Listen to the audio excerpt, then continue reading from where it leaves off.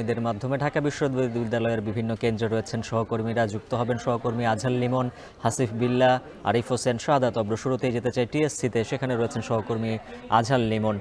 লিমন, জানাবেন সার্বিক ভোটের পরিবেশ কেমন ছিল আর ভোট গণনা কখন শুরু হবে?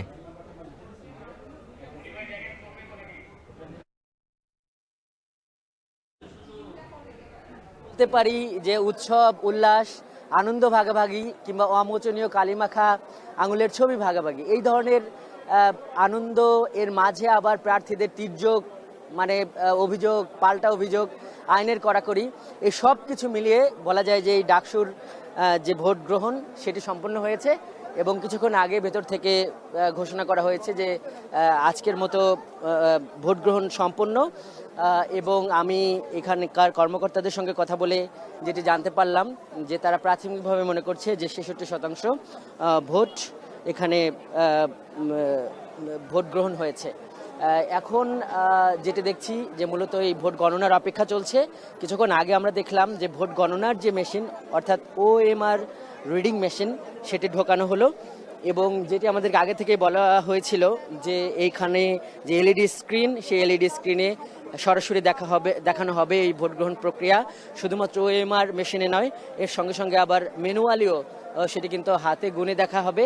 এই পরিস্থিতি এখানে চলছে। যেটি আমরা সকাল থেকে দেখছিলাম, এখানে খুবই একটা উৎসবমুখর পরিবেশ দেখছিলাম।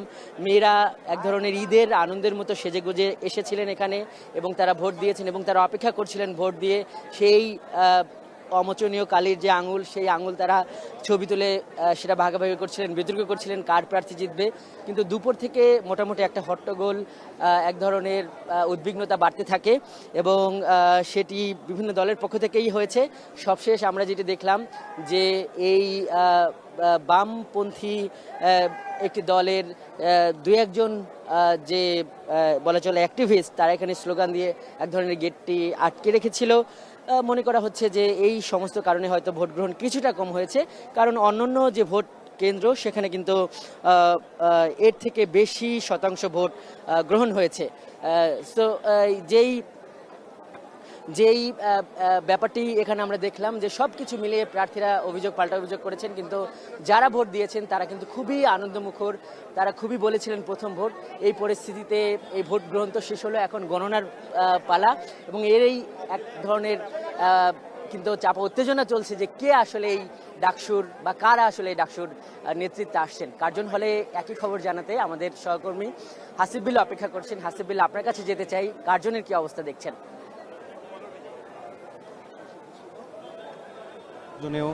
এই 4টা বাজার পরপরই এই ভোট গ্রহণ কেন্দ্রের ভোট গ্রহণ সম্পন্ন শেষ হয়ে গেছে এবং তারপরে এখন গণনা চলছে। মূলত এখানে এই কার্জন হলে মূলত 3 হলের শিক্ষার্থীরা এইখানে ভোট দিচ্ছেন। তো সুতরাং এইখানে মূলত এই শহীদুল্লাহ হলের যে ভোট কেন্দ্র, এই ভোট কেন্দ্রে এখন ওই যে শিলগালা যেখানে করা হয়েছে, যেখানে মূলত শিক্ষার্থীরা ভোট দিচ্ছিলেন, সেই বাক্সগুলো এখন একেবারে বন্ধ করে দেওয়া হয়েছে এবং এখন যেহেতু এই যে বড় একটি বাক্স দেখছেন, এই বাক্সটি মূলত শিক্ষার্থীরা এখানে কেন্দ্রীয় ছাত্র সংসদের যারা ভোট প্রার্থী তাদেরকে ভোট দিয়েছেন। এখানে যেহেতু 471 জন প্রার্থীর বিপরীতে মূলত 5টি OMR সিট ছিল এবং সেই 5টিকে আলাদা আলাদা করা হবে এবং সেই আলাদা করতে গিয়ে একটু সময় লাগবে এবং তারপর এটিকে এগুলো OMR সিটের মাধ্যমে, মেশিনের মাধ্যমে গণনা করা হবে এবং সেগুলো অন স্ক্রিনে এগুলো লাইভ বা সরাসরি দেখানো হবে। এখন এই শহীদুল্লাহ হল কেন্দ্রে 2005 জন ভোটার, এর মধ্যে 80% ভোট দিয়েছেন এখন পর্যন্ত যা জানা যাচ্ছে। পরিপূর্ণ গণনা এখনও শেষ হয়নি, এখনও শেষ গণনা চলছে। প্রত্যেকটা টেবিল থেকে যারা কতজন ভোটার ভোট দিয়েছেন সেগুলো আলাদা করে এখন সেই গণনাটা আমাদেরকে জানাবেন। এখানে যদিও প্রায় 80% শিক্ষার্থী এখানে যেহেতু ভোট দিয়েছেন এবং ঠিক একই সঙ্গে শহীদুল্লাহ হল এর পাশেই ঠিক একই সঙ্গে অমর একুশে হল, সেখানেও প্রায় 80% এবং ফজলুল হক মুসলিম হল, সেখানেও প্রায় 80%।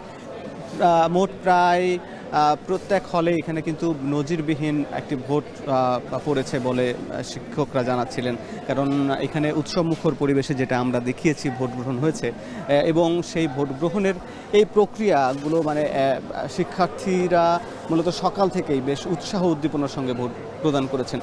আমরা এই যে দেখাচ্ছিলাম এই যে এখানে শিক্ষার্থীরা যখন ভোট দিয়েছেন সকাল 8টা থেকে 11টা 12টার মধ্যেই মূলত ভোট গ্রহণ প্রক্রিয়া শেষ হয়ে গেছে, বা ভোট গ্রহণের বড় একটা অংশ প্রায় 50% ভোট দিয়েছিলেন এবং তারপরেই মূলত দুপুরের পরে আরও কিছু শিক্ষার্থী এসে ভোট দিয়েছেন।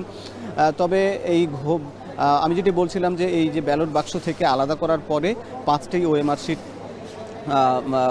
সেটি যখন আলাদা করাটার একটি সময় সাপেক্ষ ব্যাপার এবং তারপরে ভোট গণনা করতে খুব বেশি সময় লাগবে না এমনটি বলছিলেন এখানকার শিক্ষকরা। এই ছিল এই কার্জন হলের খবরাখবর। আমরা জানতে চাই শাহাদাত অভ্র আছে সিনেট ভবনে, সেখানকার খবর কি অভ্র জানাবেন?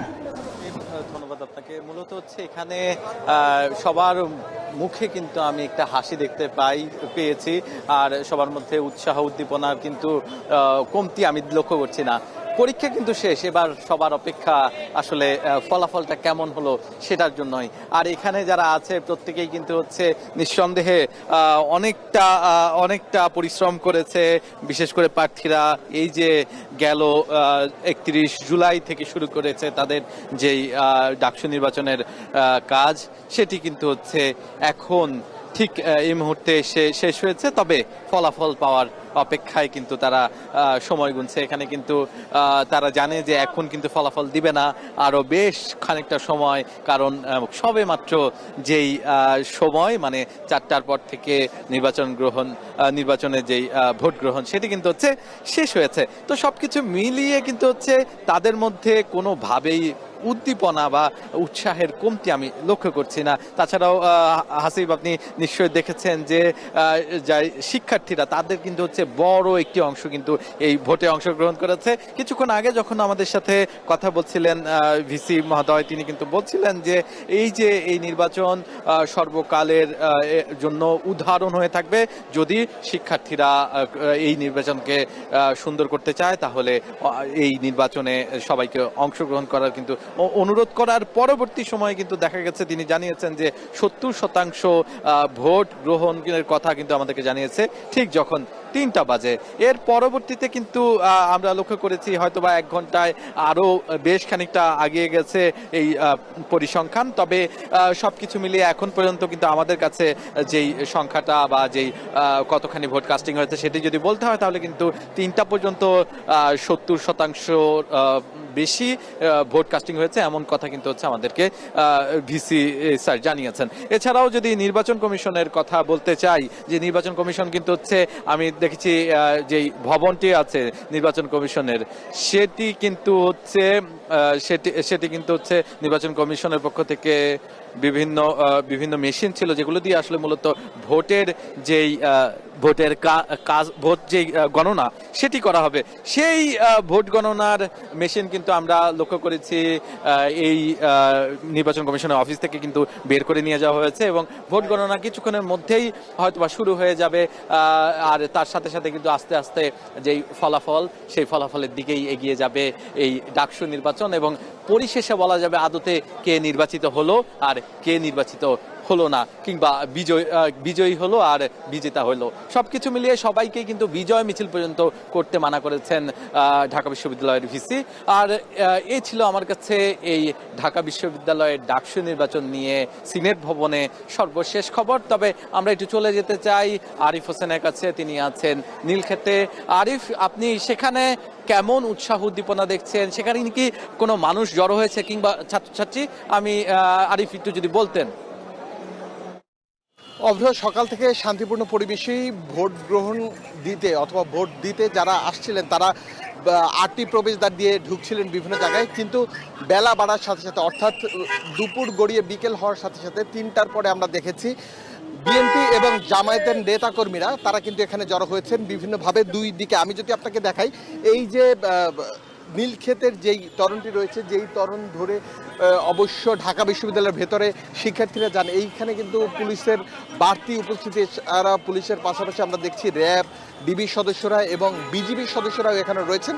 কিছুক্ষণ আগে কিন্তু এমন চিত্র এখানে দেখা যায়নি। সকাল থেকে আমরা দেখেছি কম করে হলেও 10 থেকে 12 জন পুলিশ এবং কিছু সংখ্যক বিজিবি দিয়ে এই পুরো জায়গাটি নিয়ন্ত্রণ করা গিয়েছিল, কিন্তু পরবর্তী সময়ে বিএনপি এবং জামাতের নেতাকর্মী বেড়ে যাওয়ার পরেই আমরা দেখেছি বাড়তি নিরাপত্তা ব্যবস্থা।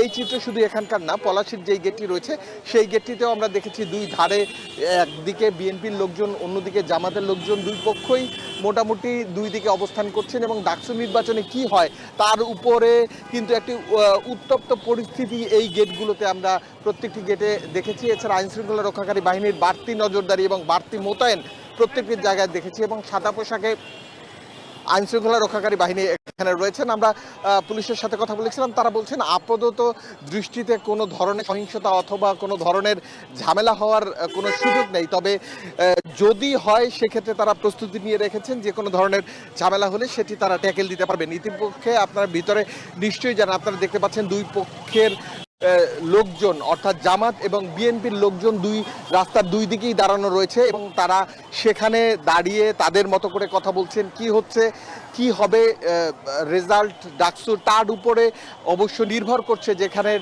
দুই গ্রুপের অবস্থান। যদিও তারা মুখোমুখি অবস্থানে রয়েছেন এবং কিছুক্ষণ আগে হাতাহাতির মতো একটি ঘটনা ঘটেছিল, সেটি সেলফি তোলাকে কেন্দ্র করে এমন দৃশ্য কিন্তু আমরা নীলক্ষেতের এই গেটে দেখতে পেয়েছি। পলাশীর চিত্র ঠিক এমন, পলাশী গেটের উল্টো দিকে দুই গ্রুপের অবস্থান রয়েছেন। তেমনি বকশিবাজার গেট আমরা দেখেছি, সেই গেটেও একই চিত্র, বিএনপি এবং জামাতের নেতাকর্মীরা সেখানেও অবস্থান নিয়েছেন।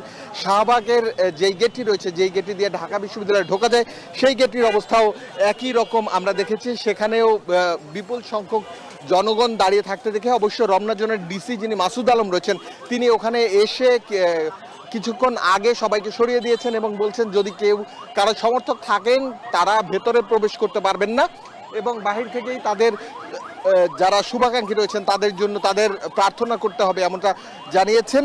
ভেতরে ঢোকার কোনো ধরনের সুযোগ নেই। যদিও এখন পর্যন্ত তারা কেন এসেছেন, কি কারণে এসেছেন সে বিষয়টি আমরা নিশ্চিত করে বলতে পারছি না, তবে একটি উত্তপ্ত পরিবেশ সবগুলো গেটের মধ্যেই দেখা যাচ্ছে। তবে পরবর্তীতে রেজাল্ট ঘোষণা হওয়ার পর কি পরিস্থিতি দাঁড়ায় তার উপর নির্ভর করা যাবে। উজ্জ্বল, কিছুক্ষণের মধ্যেই শেষ হবে, শুরু হবে ডাকসুর ভোট গণনা। এ বিষয়ে বিস্তারিত তথ্য জানাচ্ছিলেন সহকর্মীরা।